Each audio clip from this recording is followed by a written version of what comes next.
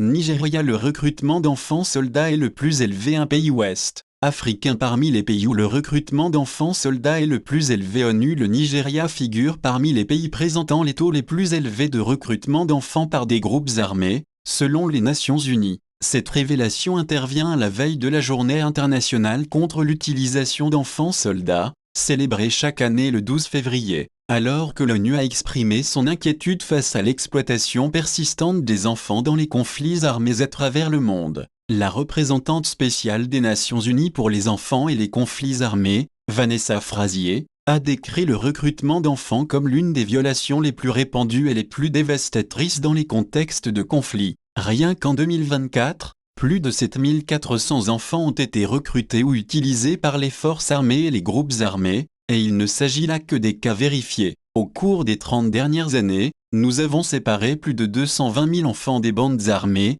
a-t-elle déclaré. Le Nigeria a été cité aux côtés de la République démocratique du Congo, de la Somalie, de la Syrie et du Myanmar parmi les pays où les violations des droits de l'enfant sont les plus fréquentes. Depuis plus de 10 ans, certaines régions du nord du Nigeria sont en proie à l'insurrection, des groupes armés tels que Boko Haram et ses factions étant accusés de recruter des enfants comme combattants, informateurs et pour d'autres rôles. Bien que les opérations militaires aient affaibli certains groupes, les organisations humanitaires alertent sur la vulnérabilité persistante des enfants dans les communautés touchées par le conflit. Madame Frazier a souligné que les chiffres rapportés concernent de véritables enfants dont la vie a été bouleversée. Chaque chiffre de notre rapport représente un enfant dont l'innocence a été brisée, a-t-elle déclaré, ajoutant que les cas vérifiés ne représentent probablement qu'une fraction des incidents réels. Elle a expliqué que son bureau surveille environ 26 situations de conflit dans le monde, le plus grand nombre de violations étant enregistrées en République démocratique du Congo, au Nigeria,